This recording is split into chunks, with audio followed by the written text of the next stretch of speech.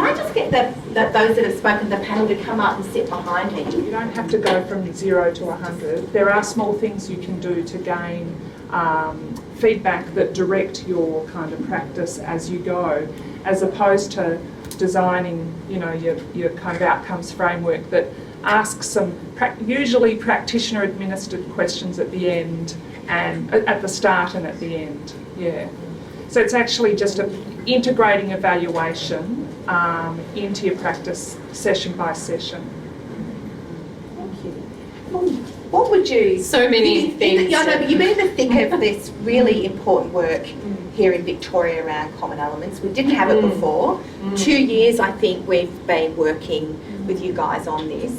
What do you want to see happen apart from the continuation? Because I think we're at a really interesting time, and this forum is about common elements. So what would you like to see happen? So I guess there's two parts to what I was thinking, and I guess continuing the evidence journey. So even some of the language that I'm hearing about, you know, evidence-based versus evidence-informed. So really, I think the accepted, you know, definition of an evidence-based practice is something that has research backing, but is delivered with skill by skilled practitioners and in line with client values. So I think it's those three things we need to focus on. We need to focus on what are we using. That can be common elements, that can be EVPs, but we also need to focus on the skills of the people who are delivering that, and making sure that we have a skilled workforce that can use those things, which I'll talk about in a minute, which is implementation basically. And then delivered in line with client values and feedback and things like that. So there is a lot of evidence that we have to draw on. Some really simple things like the session rating scale. They're quick and easy to use in a session. At the end, it takes 2 minutes. Gives it, you know, it's a validated tool. So there is a lot of evidence out there. We just need to draw on it. We need to remember that it's also practitioners need the skills to be able to deliver that. And then the second part is implementation. So we are on a bit of a journey, you know, alongside the evidence journey. It's I think there's another misconception that common elements, because they're simple strategies, you don't need any implementation support or training, or you know, practitioners can just whip them out and use them. And so we know that that's not true. So having adequate implementation support to do that continuous quality improvement within an agency. Are we using evidence? How well are we doing that? What difference is that making for people is really important. And I guess thinking through evaluation that, you know, if people are not using evidence, we need to also be monitoring implementation outcomes as well as client outcomes, because people can't benefit from something they don't receive, right? So if people are not using the evidence, we need to measure that. We need to understand what's happening there, because we're not going to see client outcomes if we can't even get that first bit right. So that's off the top of my head. That's fantastic. I mean, I think you're right. I've been around a long time, and, you know, we have some great practice, out there. But at the end of the day, where it isn't consistent, we don't always understand the theory that's behind it. And you're absolutely right about what we're doing at the moment with common elements. It fundamentally is actually to change and get consistent practice, and you've got to do that carefully, cautiously, consistently. So I absolutely agree with you. Lynette, did you have any reflections? Well, I guess there's been a lot of comments. What I was thinking, and I guess this is driven through my lens, is that longer term, and I use the word investment. I'm not just saying DHHS, so I'm not just saying it just has to be those dollars from DHHS, but it's about that longer term investment in making an impact in areas, particularly from my perspective in family services, at different levels within that family service.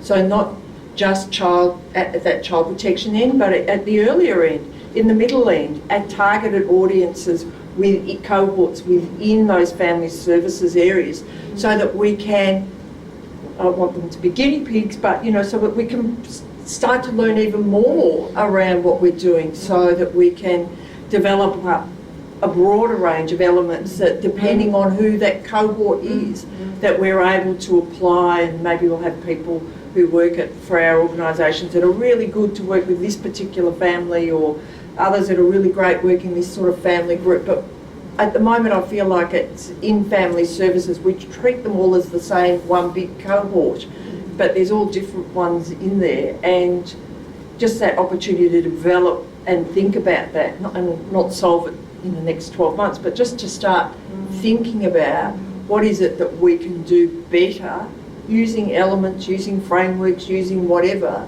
to support particular cohorts in the family services space. That's off the top of my head. Yeah, and then I'm going to run some questions. So I know people will be thinking they've got things at the top of their mind, but we have a reflection from everybody and then we'll go to the room. So start thinking about what questions you might have for the panellists. Yeah, look, for me, the kind of overarching thing is elements, evidence-based programs, practices need to be put within a culture and a frame of adult capacity building and a direction we're going. So for me, we do need a very clear pathway of how we're getting the outcomes we've decided we want as an agency.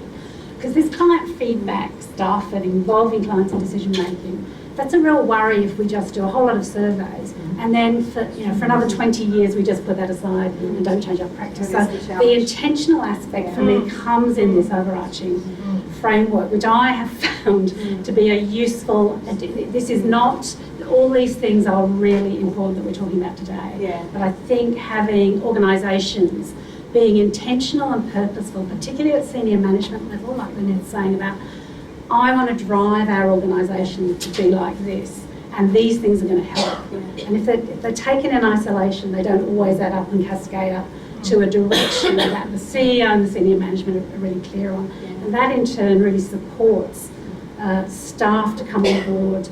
So it's not left with a middle manager to take on a practice. It's really, there's a leadership and embedding, which definitely comes with the implementation process, which is really important. But I would call, because it's dear to my heart involving clients in decision making, but I'm just really conscious that don't start surveying children and families unless you're going to do something purposeful with it through your CQI. So, and do something with it quickly. Don't leave it till before you're out of evaluation. It's like the staff as well, isn't it? Yeah. We're asking them to do the data collection and then not bringing it back around to show why it's meaningful.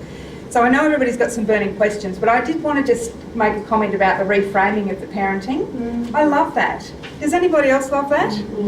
I just think that's overdue. It's clever. It's instinctively good. Evidence-based. It's evidence-based. Anyway, so I just wanted to make that comment, that reframing of how we are messaging the role. Well, our parenting is wonderful. And I wanted to ask a quick question of Lynette. Was that a big culture change for your organisation to have that ongoing examination of their practice really and bring that back around? So I've been with Windermere for 7 years and did the first strategic plan within 12 months of being there, and we didn't call them service users, we called them consumers. Yeah. So I fought for 18 months and I just did not give up. So when I was in the room, if someone said, "Oh, our client," I'd say, "Pardon?" They'd say, "Oh, consumer." And I kept saying, it's about choice and control, their choice and control. Yeah. And we did workshops about it. So that was my starting point. Yeah. So it took 3 years of that. And then I started, at the end of that first year, started to talk about evidence. And I'm using the reform from the department. This is where they're going to go. And I tell this big thing. You might get that I'm a big talker and I've got a captive audience. I can just keep going. So I talked a lot around that. And so I was saying, we're going to need evidence. We're going to need this. Let me tell you, this is going to come down the path. And some of the things I said were going to come down the path, are coming down the path. And I just kept talking like that. And that just brought them in. So it was 3 years of bringing them there before I even said, we're going to talk about how we... So yes, and I still feel now, because we, like you, have a whole broad range of services. I've got some teams sitting over there going, that won't apply to us. Yeah, well, there was a reason I asked the question. It was so that people in the room could get a bit of an idea. Yeah, that's interesting. Of what might be involved. So we will keep pushing that. And we will have to modify some things because some of the services are slightly different, but at the core of it, the same things remain. And so, I was saying today, I think about 6 more years before retirement. Will we be there by the time I'm ready to retire? Not quite sure. It will be a long way down the path, but it's just constant. And I don't give up. And so when people say, oh, well, we've trained them now. We don't need that staff member anymore. I say, oh, yeah, maybe we need to rethink that. So I'm just constant about it because I want the staff to be happy. And they are happy when they've got a framework and they're getting training and they're getting support. I want our consumers to actually disappear, for us never to see them again. Their capacity. So they're the things that drive me, and because I'm the CEO, I'm allowed to drive that through the organisation. So, Well, I just wanted to sort of give the room an idea of the amount of change that needs. Yeah, it's big. So, those were my questions. Does anybody have a question for any of our panellists? We'll facilitate that. Come on, Nick. Da-da! No pressure. Okay, I'll ask a question. I feel bad because I missed the first few. I guess one of the things that I struggle with, I guess, is in terms of use of evidence in practice, is that I think we're getting better at the use of evidence to sort of look at program effect, but we're still a long way from embedding the use of evidence in practice and practice decision making. And it still seems a bit sort of, and you've got to create space for it in the models of practice to actually use evidence. And I just, and again, I think there's a question in here, is how can we get better at that? Because I think that we're kind of getting towards one horizon, but we're a long way from that horizon about practitioners routinely using evidence to support decision making. And how do we get closer to that space? I wonder, Emily, if you have a bit of a passion for that area? I think, we're often guided, of course, in this sector by evidence-based decision-making processes. So we are together kind of putting, research together with client experience and also our own kind of clinical knowledge and processes. So keeping that at the kind of foundational level is really important. But some of the stuff around that I'm sure that CEI and PRC do a lot of work around is around ensuring that we stay flexible as practitioners with evidence-based and evidence-informed practices. So, what we don't want to grow is a whole kind of sector of MI practitioners. We want people to be able to answer in supervision, how is it that you came to choose that particular practice or theory in terms of how you then implemented your work plan or case plan with that client. We want them to be able to answer that question. So it all kind of goes back to the clinical governance work that you do in supervision and coaching. All of those elements, staying flexible is absolutely key to good clinical practice. And of course, getting feedback along the way from our clients. I think also there's if you use a bit of a process model around this, so thinking about engagement and the kind of things you need to do there, think about how you motivate and set goals with clients. And there are some processes that practitioners can learn and be trained in and coached in. And if you're applying those things, they've all got a good evidence base. They're not rocket science, so they can quite easily be built into the capacity of workers with good coaching. So we're supporting them to learn those skills, because you certainly don't come out of social work with those skills unless someone's really helped you. And motivational interviewing it's quite complex to learn. Actually, you don't just do a course, so people do need support. And then you can look at the particular situation, because you've done good engagement and good problem finding with the client to work out what they want to work on. And then you can look at which evidence-based practice or skill you need to apply to that situation. And you can go back to your supervisor or your manager and work that out with them as well. This shouldn't be something that we're just leaving practitioners to. If you've got a good coaching structure and an implementation group, you're constantly thinking about these things. And the other thing is, if you're bringing data in to see how you're going with that stuff, and at your team meetings, you're reviewing things, you can kind of build it. It needs to be a learning system. This isn't a static thing. It's a developmental and capacity building lens.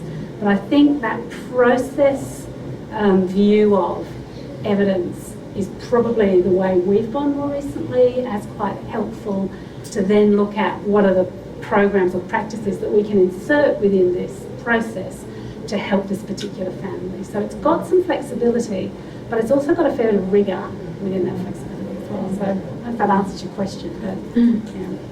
I would agree with Annette about the flexibility, because I think one of the challenges of using evidence is we have, some neat little packages. Well, evidence for neglect, and we do that with the people who are neglecting, and then we have evidence for this thing and that thing, and you can't get it all at the one shop. You have to go here for your service there. So I think that's one of the challenges, is how can we make evidence more portable and transportable, so that some of those practices that are common to just ways of working with people or addressing certain things can be used. And then the second part to that is we make it happen, we don't hope it happens. We don't hope evidence-informed practice just happens because someone sees something and likes it and does it. So the implementation, that leadership that we've been talking about. So there is evidence-informed implementation, strategies that we can apply to different barriers or problems.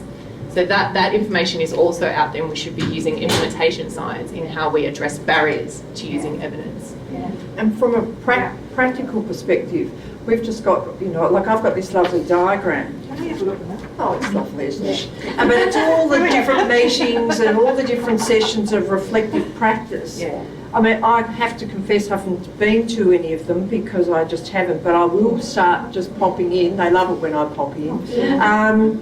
But just to make sure these are, and that's where we're doing those conversations and trying to bring in the data that we love, bringing that in to have, and we might not be great at it yet, but it's starting to get our fitness around this developed, and we're just getting, I think we're on a sort of exercise program of practicing it and keep practicing it, and we'll get better and fitter at doing it, and then it'll just become part of what we do. And that's, I think, That's a lovely analogy. way of doing it. Bit of improvement. There's a question. Motivating. Got a question? Yeah, I just I'm really interested in that, because I can hear a lot of kind of organisational support and frameworks, and particularly the practicing is absolutely important. But I guess, sorry, Megan, sorry, it's but I was really interested because you talked a lot about how engaged your practitioners were with this, and so I guess I'm interested in, if you're organisationally supporting it and you've got practice and supervision and all those frameworks in place, how do you really engage practitioners in practicing it when they're already kind of really busy doing the work that they do? How do you kind of engage them in a way it doesn't feel like a burden, and it kind of really integrates with what they're wanting to achieve for their clients? And I like the way that was reframed as service using. I thought that was great. But how do you really engage them with that without it? The frameworks that CEI use, they just come in and the power is all with the practitioners, so it didn't sit any higher up. We had to be in the room to authorise it, but actually everything that was done, so it's like, okay, we have to do some data monitoring.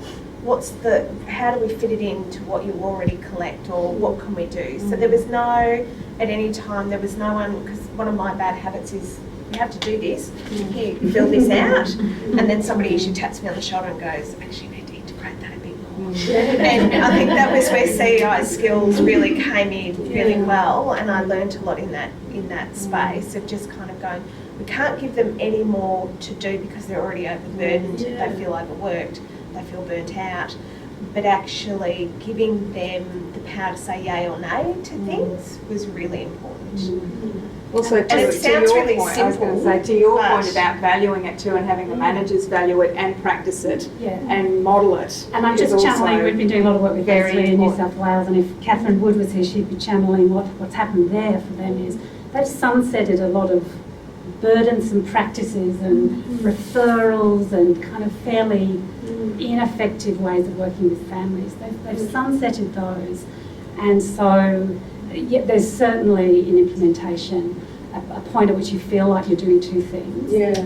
But with support and coaching and organisational support, you start to find that you're not doing the ineffective things anymore. You're focusing on a different way of working, and you're moving towards that new model, which, you know, and you're getting feedback from clients, and you're getting feedback in coaching that it's kind of working. And if you are doing those session you know, the session reviews and getting that feedback, so you're absolutely right. It can be a real, you know, there are points of burden, but there's a time at which you're working towards that would hopefully be more effective practice and interaction. Deb has a question. It's just a curious one of mine. I mean, Lynette's an interesting example, and perhaps Emily are, in that they've got a very deep understanding of research and evidence, okay.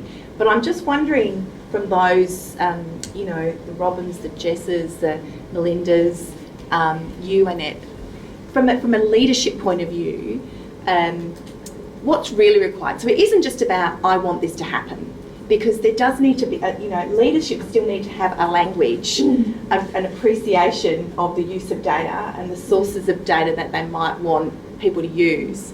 So can you make some comments about that? Because, you know, I mean, I shouldn't say this, but a sort of a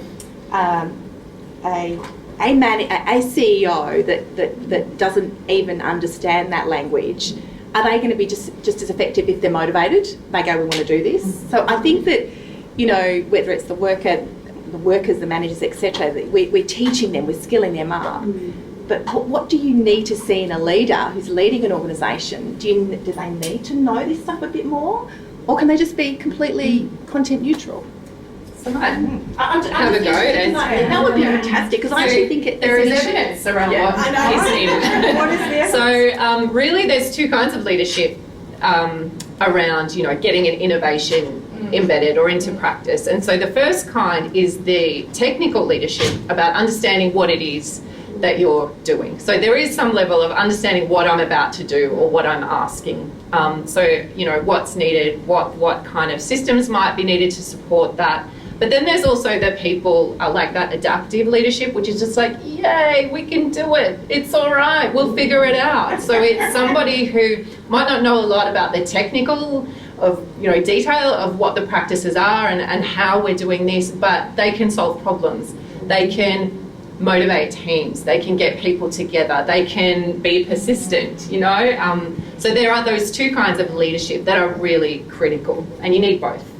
And I just wonder, you know, I'm just looking at Nicola, like in a way we do need to explore this a bit in Victoria, because I think that going forward we need to have a think about how we've got the balance of those skills in our leadership. Because I sit in meetings with leaders and with department people, so, you know, there was a lovely example a few months ago where somebody said, we're going to use evidence-informed practices, we're going to use evidence-based models. It was actually in the justice space. And somebody said, because our forms that we use for adult corrections clients are really negative. Like they, you know, the medical forms that are used, they stigmatise people. And I go, well, there's a lot of evidence around that, but that's an administrative change that you can make. It isn't about using evidence. So people do, you know, people can use this stuff in all sorts of interesting ways, which isn't always necessary. So I think that our departmental leaders, our sector leaders, we do need to have a conversation about what we expect of them. I think it's going to be interesting. Yeah, and it is needed right throughout the system to support the and end the reason I say this is result. leaders within the sector say this. Like in our sector, they go, well, you know, this person's saying this, but there isn't any evidence behind that. So it's interesting. And it's about the authorising environment too. Yes. Just that, so some of the organisations we might be working with have got, you know, the $300 million operations, they've got thousands of workers. So the CEO of that organisation authorises the work but isn't going to be very hands-on, but they've nominated someone. Whereas a smaller organisation, it might be the CEO, and some leaders are hands up, rolled up, they want to know exactly what's happening at every stage, and others are. So I think there's also an authorising environment and getting the right level involved, depending on the nature of the project and the nature of the organisation and the nature of the context. I think for me, I'm probably thinking more about the meetings I sit in with ministers, where decisions are getting made about priorities. So I was in one yesterday, and decisions are getting made about priorities, and really it's about ensuring the people around the table are looking at the evidence in front of them around those priorities and providing some input that's based on something that is evidenced. So that's actually not a project. It's more leaders making decisions on what we might want to prioritise. So And their stance on evidence. Yeah, that's right. Have we educated our leaders? Yes. So we're running out of time, but we still do have some time. So I'm wondering if there's any more questions. We've probably got time for 1 or 2 more questions, depending on how long the answers are. But we've definitely got one more. Jenny? Mine was just a quick one about coaching, because everyone mentioned it, but I'm very interested in the capacity for the organisations to pick up on the coaching. Where are you going to get coaches from? Do they need to be funded? If we've seen training as something that organisations currently have budget for, how do we build capacity for coaches? It's a good question. We're not going to get them from next door. But would anybody like to say that's a coaching from next door? So, I think coaching should be part of just what you do in your job. So part of good quality supervision is a discussion around how are you doing your work, how is that going, feedback on how you're going. So really the answer is we need to embed that coaching kind of process and approach within supervision that happens. So using existing structures that people have in their workplaces, but to get a little bit more, let's look at what you're doing. Let's get some work samples, and so you can have some feedback. So it's just about embedding it into what people already do. So better, not more, would be the answer. And I was very particular. Ours is called the Practitioner Coaching Framework, the PCF. That's clear. And How many frameworks have you got? I know, I've got a few, and I've developed some more. But I was really particular about the fact that about coaching, and we had a long conversation about the word coaching, because I wasn't going to go from a big team of case managers to a big team of coaches that sounded like that next door. So we really laboured that point about it wasn't about getting coaches for the coaches. It was exactly what you're talking about. It was about using the process of supervision, using the data that we were getting to coach. And because we're also coaching our consumers as well through our projects, we're working with them to help coach them to be able to achieve what they've said they want to achieve. So I didn't want a whole pile of coaches. And I really argued whether the word should be there, but we've managed to actually use it in its intent as opposed to creating an organisation of coaches. And that could be about part of the culture change as well, because I agree, often having come out of the sector too, there's the word coach can mean different things in different contexts. So having those sort of basically terms of reference around what it is you're talking about, and then educating the staff to come along with you, that's a pretty big piece of work across the sector, I think. And then having those gaps between the coaching, or what we would call the clinical supervision, and then the operational stuff, that's also still a bit messy, I think. We've still got some work to do there. The other thing I'd kind of add to this is often in this sector we see that clinical governance is subsumed into operational governance. Yeah. And so it's actually really useful to have a clinical governance group. So you have your clinical supervisors across the organisation. It doesn't matter what program they're working in, but there is a clinical governance group that become your kind of champions or your coaches, if you like. And they are responsible for the implementation of a whole lot of things, from MARAM to BICM to Common Elements to, and they have a group that is led by, somebody who is like practice quality head or something like that. So that's a really important kind of initiative that's just shifting deck chairs within an organisational structure. I just wanted to sort of add to that, and I guess, and it was saying that like I'm at Kids First, and we introduced a systematic clinical review process that the team leaders used in supervision, and that was a really beautiful way of making sure that we were tracking both safety and kind of client outcomes at regular points. But it also kind of gave supervisors an opportunity to have those conversations that maybe they weren't routinely having with their practitioners around how things were tracking and where they were up to. But it also meant that practitioners were regularly having conversations with clients about how they were tracking and what was happening with them. And it was really, and again, it was just sort of about using that time smarter, not really differently, once they kind of were on board with it. But it meant that practitioners were having conversations with clients and hearing things that they would not have otherwise heard.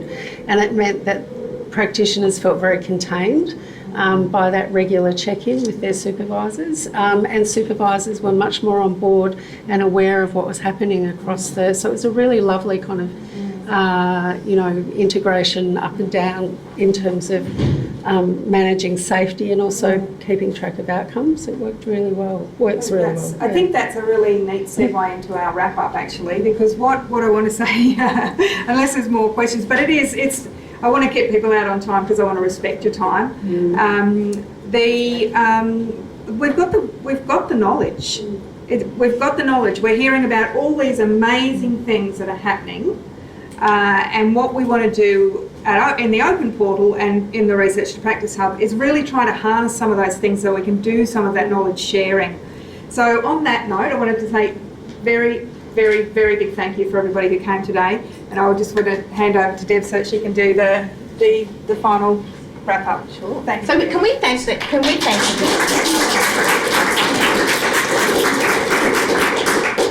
It's one of those this is one of those areas where we could just talk, and for those that are interested in it, we could talk and talk. So I'm one of those people. So thank you for coming today. I hope that you have got as much out of it as I have. And as I've said, we have videoed this, so we'll be able to make sure that anybody in the open portal who wasn't able to be here today can hear what people were saying.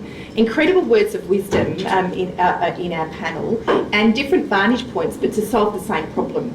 I think there are some challenges about how do you ensure that where everybody is lifted in the journey of using evidence. How do we make sure that actually we have got evidence-informed leadership that actually does understand the decisions they're making when they're setting priorities? And as I used the example about the Ministerial Committee yesterday, we were helping set priorities, and we had the evidence in front of us, and how are we going to be responsible people to make sure that we are, we're privileging that evidence to make those priorities alongside the projects that you talked about. I think from the Centre's point of view, we see we are quite evangelical about anybody who works with children, young people or families using all the evidence available to them to make the best decisions they can make when it comes to children in their care. Because to be honest, it isn't perfect. We've still got not great decision making going on. We've got consistently good decision making going on, and we haven't necessarily got an empowered workforce or empowered clients. And so from our point of view, being right in the thick of this is the place we want to be, because not dissimilar to all of you, we want to create change. So from the perspective that I'm at, we're very excited about where we are on the journey. I think that the risks are always in an environment like this where we're waiting to see what happens post-May. What does it mean for the work that we're doing? But nonetheless, the culture change is on the way. So even without money, I say this, I think that the journey this sector on to take what they have and make sure that it's fit for purpose is where we're at right now. And I work with other peaks and I work with other sectors, and I feel really passionately about that we're forging ahead. So look forward to the Open Symposium later in the year. I think we'll be talking a lot more about this when it comes to that symposium, and certainly start to think a bit more about how we can present the tools and techniques that everybody can adopt.